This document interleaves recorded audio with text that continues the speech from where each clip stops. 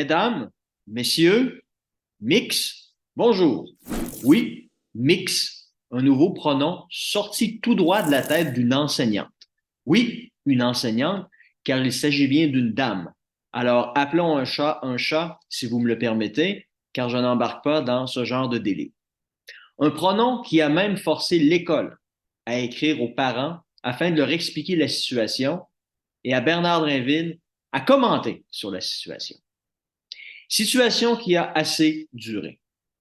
Combien de temps faudra-t-il encore tolérer ces délires de narcissiques en manque de reconnaissance, d'autant plus dans les écoles où ils se retrouvent en position d'autorité face à des enfants qui, eux, sont facilement impressionnables.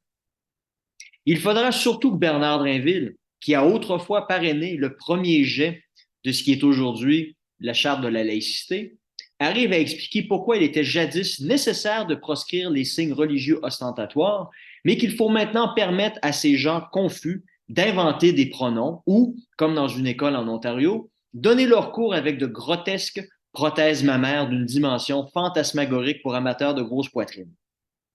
Car la logique qui a mené à l'exclusion des signes religieux est exactement la même qui devrait s'appliquer à cette nouvelle situation sortie tout droit d'une pièce de Samuel Beckett.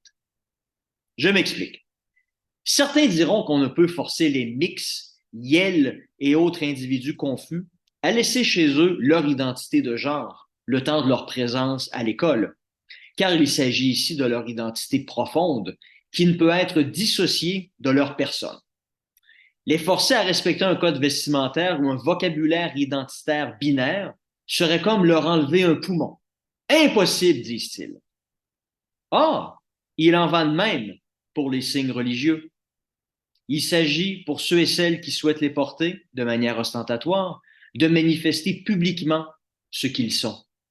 L'interdire aux uns, mais non aux autres sur cette base, ne tient tout simplement pas la route. Car en matière de droit, il n'y a pas de traitement préférentiel ou discriminatoire.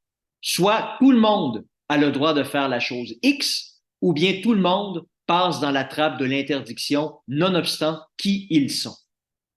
Les conséquences sur l'identité des uns sont les mêmes que pour les autres.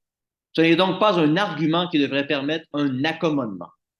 S'il devait être donné, il ne serait alors non seulement déraisonnable, mais aussi hautement discriminatoire à l'égard des personnes pour qui la religion joue un rôle de premier plan dans leur identité.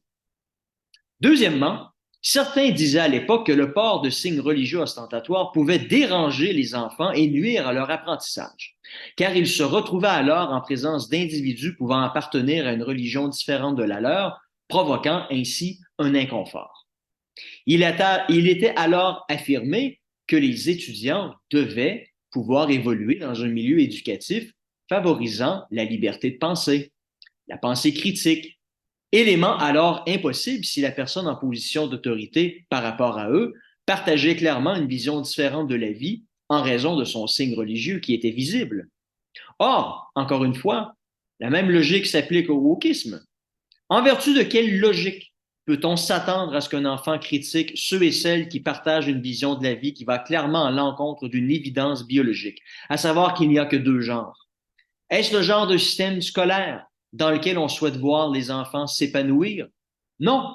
L'école est un moment charnière dans la vie de tout individu et il ne doit pas être gâché par des tentatives déviantes, subjectives des enseignants qui sont tenus à la stricte objectivité. Alors, dans les circonstances, l'argument voulant que les enfants aient le droit de se développer mentalement dans un environnement au sein duquel ils peuvent penser librement, sans s'obliger au silence afin de ne pas déplaire à X ou à Y, qui leur enseigne, exige l'interdiction de ces manifestations identitaires qui sont, dans bien des cas, beaucoup plus ostentatoires qu'un petit crucifix autour du cou ou d'une kippa sur la tête.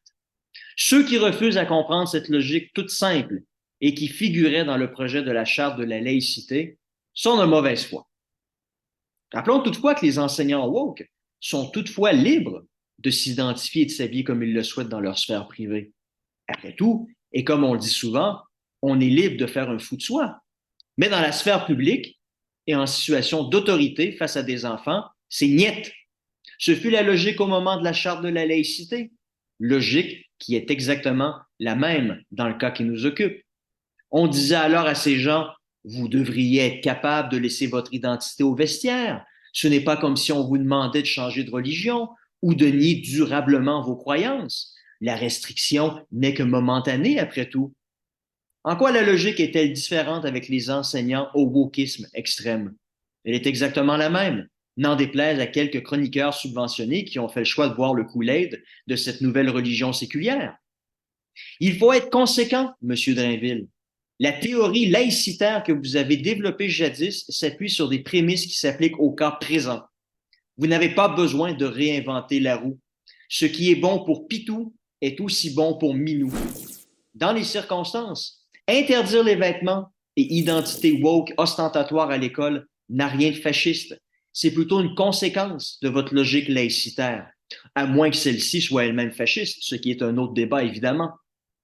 Serez-vous en mesure de mettre vos culottes dans ce dossier ou ferez-vous le choix de vous écrapoutir comme ça semble être votre position de choix depuis votre retour en politique active?